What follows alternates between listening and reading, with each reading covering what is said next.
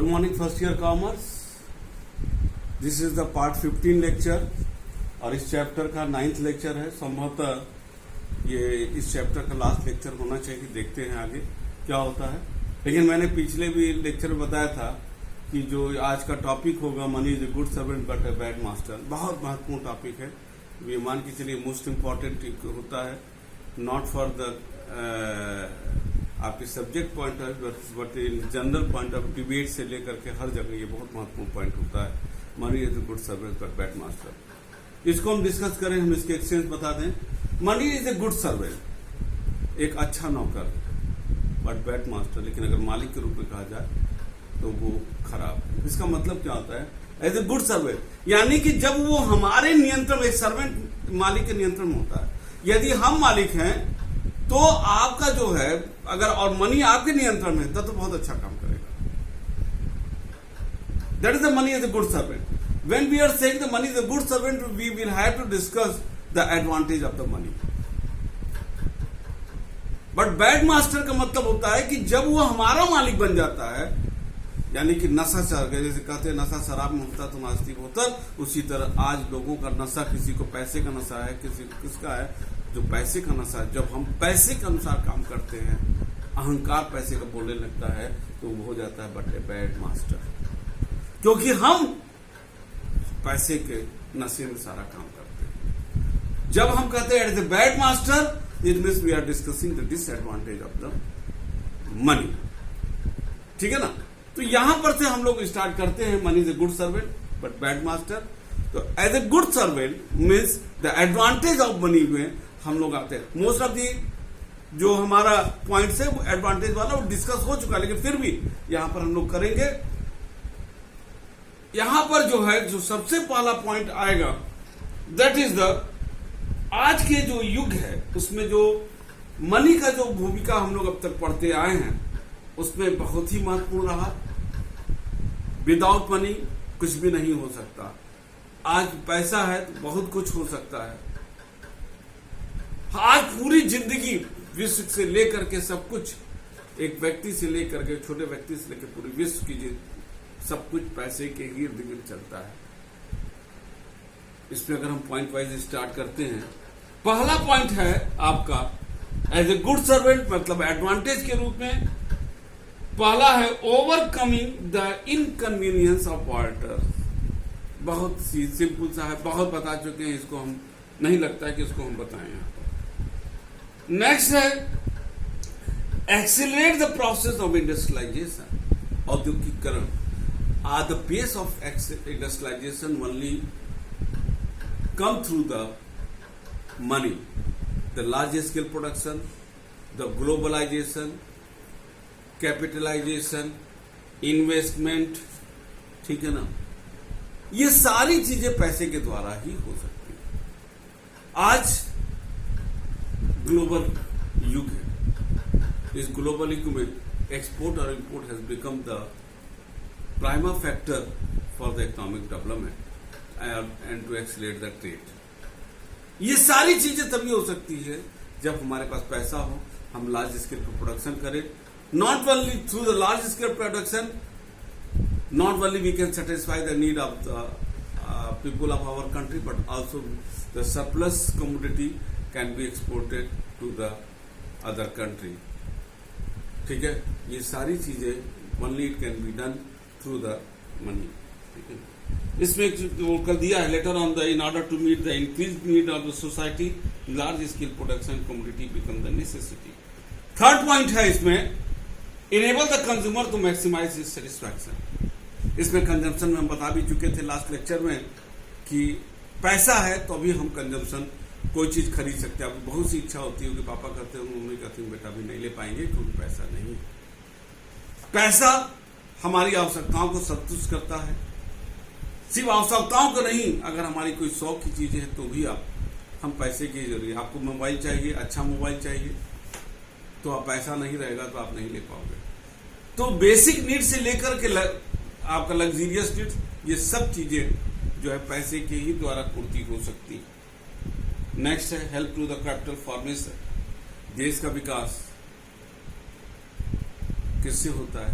जब सड़कें बनेंगी, हाईवे बनेंगे, इसरो चंद्रयान मंगलयान ये सब छोड़ेगा, रक्षा मंत्रालय तमाम हमारा इंपोर्ट करेगा, सामानों को लाएगा, अपने यहाँ होम प्रोडक्शन करेगा। अभी आपने सुना भी कि रक्षा मंत्रालय ने जो है अब ज्यादा से ज्यादा सामानों को इंपोर्ट करने पर रोक लगा दिया, सेल्फ प्रोडक्शन पर आत्मनिर्भरता की ओर हम जा रहे हैं। डैम बनेगा, बिजली घर बनेगा, तमाम चीजें हो रही है, विकास के लिए हो रही हैं। आप गोरखपुर में भी देख रहे हो, तमाम चीजें जो है तारामंडल की तरफ हो रही है, तमाम चीजें ऐसे खुल रही है, चिड़ियाघर बन रहा है। These are the capital formation, जिसमें एक हेवी कैपिटल अमाउंट की जरूरत होती है, और ये तभी हो सकता है देश का विकास जब हमारे पास पैसा हो। और नेक्स्ट है facility increase the credit transaction, जिससे ये उधार का युग है और सारी व्यवस्थाएं जो फाइनेंशियल है मोस्टली आज उधार की इर्द गिर्द ही चल रही है। और उधार भी अगर ये पैसा मनी बेस बनाता है, उसी के बेस पर तो हम उधारी का ट्रांजेक्शन कर सकते हैं। ये सारे पॉइंट्स थे जो किताब में दिया था, जो एडवांटेज के रूप में थे, और यहाँ हम कह सकते हैं money as a good servant provide all this above facility advantage to the economy through which our national economy can be developed and can be moved on for the development, to be developed, not only to be developed, to become the developed country, और वो विश्व के अन्य देशों के मुकाबले खड़ा हो सकता है। लेकिन ये एक पक्ष था कि जब हम कहते हैं एडवांटेज, लेकिन क्या एडवांटेज ही सब कुछ होता है? अगर एक सिक्का एडवांटेज का है तो दूसरा होता है डिसएडवांटेज, जिसको हम लोग कर सकते हैं मनी के रूप में क्या क्या कमियां आई हैं। वहां पर हम कहेंगे money is a bad master, और बैड मास्टर के रूप में डिसएडवांटेज। डिसएडवांटेज में पहला जो है इसको हम बांट सकते हैं इकोनॉमिक इविल और सोशल इविल, ठीक है ना। इकोनॉमिक इविल जो इकोनॉमिक सेक्टर से है, और सोशल जो समाज में चल रहा है। अब इकोनॉमिक इविल में आते हैं हम लोग। इकोनॉमिक इविल वो क्या क्या है? पहला, money give the birth to trade cycle. What is the trade cycle? आज महंगाई आता है, बूम। ध्यान देना, ट्रेड साइकिल का क्या मतलब? अगर हम इसको ग्राफ में लूं, ये पूरी इकोनॉमी है, अगर ये बूम है, बूम में खूब डिमांड है, प्राइस राइज है, यानी कि महंगाई है ना। और जब रिसेशन आएगा, लेस डिमांड, मोर सप्लाई,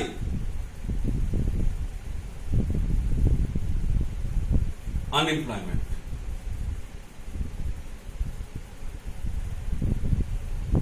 महंगाई से अलग लोग त्रस्त होते हैं, और रिसेशन में तो लोगों की नौकरी चली जाती है। ये जो साइकिल चल रहा है, ये सब जो है आपका that is the trade cycle. ये सबसे बड़ा समस्या, हम हमेशा महंगाई या रिसेशन की स्थिति को लेकर परेशान रहते हैं, पूरी इकोनॉमी उससे त्रस्त रहती है। सेकेंड है lack of stability in the value of money. आप आगे पढ़ोगे वैल्यू ऑफ मनी का, कि value of money the purchasing power through the passage of time the value of money is decreasing. जो हम कल 10 रुपए में खरीद सकते थे, आज वो 15 रुपए में हो गया, यानी कि capacity the value of money is decreasing. आज लोगों के पास पैसा है, लेकिन पैसे की जो वैल्यू है वो घट गई है। आज भी जो है रिजर्व बैंक ऑफ इंडिया 50 पैसा और 1 रुपया का सिक्का चला रहा है, लेकिन शायद लोग ये बाहर जाइए तो लोग कहते हैं कि साहब 50 पैसे का सिक्का बंद हो गया, जो कि ऑफिशियली बंद नहीं हुआ है। ये अभी भी इकोनॉमी में है, लेकिन 50 पैसे की सिक्का अपना वैल्यू खो चुका है, क्योंकि उसकी कोई परचेजिंग पावर नहीं। जबकि हम पढ़ते थे, जब हम अपने कॉलेज में, स्कूल में 6, 7, 8, 9 में थे, तो 50 पैसे में एक समोसा और एक सोहाग खाते थे। आज पैसा 50 पैसे का लेके जाओगे तो, या 1 रुपया भी लेके जाओगे, किसी भी पंगे को दोगे तो वो तुमको ऑफर कर देगा, आ जाओ हमारे साथ बैठ जाओ, क्योंकि इसका वैल्यू खत्म हो चुका है। आज आपके यहाँ मामा जी, नाना जी आते हैं, 100 रुपया देते तो आप मुंह बना लेते हो, 50 रुपए में तो आप उनको गुस्सा जाओगे, क्योंकि 50-100 की वैल्यू नहीं चुकी है। जबकि आज से 50-60 पहले 300-400 रुपया में अच्छे खासी नौकरी उपलब्ध होती थी। डिग्री कॉलेज में हमारे पिताजी डिक्लेयर थे 62 में 325 रुपए सैलरी पाते थे। आज 325 रुपया अगर ठीक से रेस्टोरेंट में बैठ जाओ तो आपका नाश्ते में खर्चा हो जाएगा। This is the value of money. Value of money बहुत तेजी से घट रहा है। जो आज हमारे पास पैसा क्या उसकी वैल्यू है उतनी। आज शादी ब्याह में जाइए, खाने पर लोग 8-10 लाख रुपया खर्चा कर देते हैं। ये आज पैसे की अवस्था हो चुकी है। तीसरा है मनी स्ट्रेंथन द कैपिटलाइजेशन, पूंजीवाद। हमने प्राइस मैकेनिज्म पूंजीवाद की अर्थव्यवस्था की बात किया। आज पूरी मार्केट कैपिटलिस्ट पूंजीवाद पूंजीपतियों के हाथ में, और पूंजीपति के हाथ में होने के कारण जो प्रॉब्लम खड़ा हो रहा है that is the centralisation of wealth.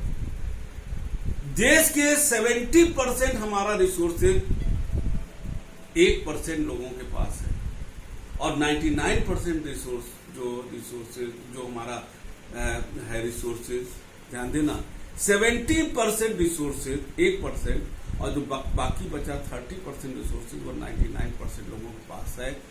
अब आप इसको सोच सकते हैं देश की स्थिति क्या है। इसीलिए कहावत भी है, India is rich country where poor people live. वो गरीब देश है जहां लोग रहते हैं। क्यों? क्योंकि अगर हम कहें कि एक व्यक्ति के पास 99 रुपया है और एक व्यक्ति का पास 1 रुपया है, तो आप कहोगे एवरेज तो 50 आया। 50 तो बड़ा अमाउंट लगता है, लेकिन हम कभी नहीं देखते कि एक व्यक्ति 99 रुपया पर है, एक व्यक्ति 1 रुपया पर। This is the centralisation of wealth. अमीर अमीर होता चला जा रहा है, गरीब गरीब होता चला जा रहा है। ऐसा क्यों हो रहा है? ये देश की सबसे बड़ी दुर्भाग्य की चीज है कि आज भी वो गैप खत्म नहीं हो पा रहा है। सरकार कोशिश कर रही है तमाम तरीके की गैप खत्म, लेकिन एक रोग के रूप में चला जा रहा है। क्योंकि पूंजीवादी अर्थव्यवस्था में जो भी मार्केट को मैनिपुलेट कर गया, जो भी प्राइस मैकेनिज्म जो डिमांड सप्लाई है उसको अफेक्ट कर गया, जो भी कंज्यूमर के सप्लाई को इन्फ्लुएंस कर गया, वो मार्केट कवर कर लेगा, वो मार्केट शेयर बढ़ा देगा। जो आपको हमारे आप जैसे कस्टमर को मोबाइल के जरिए ललचा दिया, यही है कि आज हम लोग जो है तमाम डे बनाते हैं। डे की जितने भी father day, mother day, sister day, brother day, चप्पल डे, जूता डे, ये हम सब मना रहे हैं। क्यों? क्योंकि ये डे कुछ नहीं है, सिर्फ कॉर्पोरेट सेक्टर का बनाया हुआ है। एक बार मैंने कैलकुलेट किया था कि जिस दिन एक दिन डे मनाया जाता है उस दिन कॉर्पोरेट सेक्टर 500 करोड़, मेरा ये अपना कैलकुलेशन है, एक दिन में 500 करोड़ का उसके पास रेवेन्यू जनरेट होता है। हम डे बनाते हैं, 200 रुपए के चॉकलेट खरीद लेंगे और 300 रुपए का हर चीज का जो है हम जो है कार्ड ले लेंगे। 500 रुपया पापा का ढीला हो गया, लेकिन कॉर्पोरेट सेक्टर वाला अमीर बन गया। This is the capitalisation. आज हम लोग इसी में जो है अंधाधुंध इसमें लगे हुए हैं। और चौथा है मनी इन परचेजिंग पावर में नॉट बी। 100 रुपया है, लेकिन क्या 100 रुपया परचेजिंग पावर है? जो मैंने अभी वैल्यू ऑफ मनी के संदर्भ में इसमें बताया भी था कि परचेजिंग पावर गिरता चला जा रहा है। पांचवा, instead of being servant money tend to become the master. आज लोगों के ऊपर पैसा हावी है। आज बड़े लोगों की परिभाषा बदल गई है। पहले बड़े लोगों का होता तो शिक्षाविद होते थे, बड़े लोग होते थे। आज पूरे सिस्टम पर पूंजीपतियों का एक साम्राज्य बन चुका है। पैसा ही इर्द गिर्द है, स्कूल से लेके हर जगह देखिए तो जो पूंजीवादी अर्थव्यवस्था है, बिजनेसमैन है, वो हावी होता चला जा रहा है। क्यों? क्योंकि हर व्यक्ति पैसे के पीछे भाग रहा है। पहले बड़े आदमी करते थे कि जो पढ़ा लिखा है, आज बड़े आदमी करते हैं जिसके पास पैसा है, चाहे उसको न बैठने की तमीज हो, न बोलने की तमीज हो, कुछ नहीं हो, लेकिन चूंकि उसके पास पैसा है हम उसको सलाम करते हैं, उसके आगे पीछे घूमते हैं। ये था इकोनॉमिक लेवल। अगर हम सोशल लेवल में माने, सामाजिक, money is directly responsible for the decline of the specialisation model. आज सब कुछ गिर चुका है।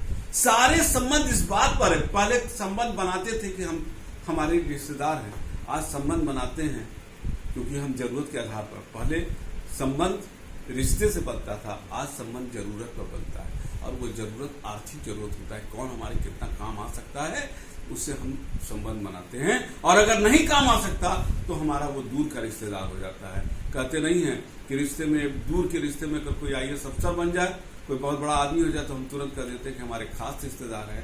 और अगर अपने खास घर का लड़का थोड़ा सा बेचारा कमजोर हो जाए तो हम कह देते हैं हमारा उससे कोई मतलब नहीं है, हमारा दूर का रिश्तेदार है। क्यों? क्योंकि आज संबंध जरूरत के हिसाब से हो गया है, न कि संबंध रिश्ते के हिसाब से चलता है। एक समाज में ये जो गिरावट आई है आध्यात्म की, बहुत बड़ी गिरावट। Money is encourage greed. Greed का मतलब होता है कि लालच, कितना कमा लें। आज हम जो है दहेज के लिए बेटियों की हत्या कर देते हैं, दहेज के लिए किसी का खून कर देते हैं, दहेज की पैसे के लिए चैन स्नैचिंग हो रही है, लोगों को मार देते हैं, किसी का जमीन कब्जा कर लेते हैं। एक हाही बन गया कि कितना आगे बढ़े। और ये जो लालच है, ये जो है, ये हमारा पूरी तरीके से हमारे जीवन पर हावी हो चुका है। हर व्यक्ति now need has been converted into greed. हम लोग पहले कहते थे कि हम आवश्यकता के अनुसार काम कर, आवश्यकता के लिए कर रहे हैं, ये 2 रोटी के लिए कर रहे हैं। कौन 2 रोटी के लिए काम कर रहा है? एवरीवन इज बिजी, चाहे हम हो चाहे कोई हो, everyone is busy to satisfy his greed, not the need. Need तो हम कब का पूरा कर चुके हैं। आज ग्रीड में हमारे पास स्कूटर है तो बड़ी मोटरसाइकिल हो जाए, बड़ी मोटरसाइकिल हो जाए तो छोटी कार हो जाए, छोटी कार है तो बड़ी कार हो जाए, फलाना के पास ये तो मेरे पास भी हो जाए। ये लालच बढ़ता चला जा रहा है, जिसके वजह से समाज में गिरावट आता चला जा रहा है। थर्ड है money has increased theft, fraud, डकैती, मर्डर। कोई दिक्कत नहीं समझने में। चौथा है money create the desire to have more and more and earn the exploit. और हम ज्यादा कमाने के लालच में हम दूसरों के एक्सप्लॉइट करते हैं, उनको एक शोषण करते हैं। आज का व्यक्ति ये हो गया है कि अगर 1 रुपया हमारा फायदा हो रहा है तो हम दूसरे को 100 रुपया नुकसान कर देंगे, भल में उसको मार देंगे। आप सोचिए ना, किसी के चैन स्नैचिंग, किसी को मार दिया गया। अभी परसों नरसों गोरखपुर में जो है स्वर्ण व्यवसायी को जो है गोली मार के उसका बेचा, सामान तो बच गया लेकिन वो मर गया। अब उसके परिवार का कौन देखभाल करेगा? वो तो मार के चले गए। ये लालच हो गया है। क्या हम कमा नहीं सकते?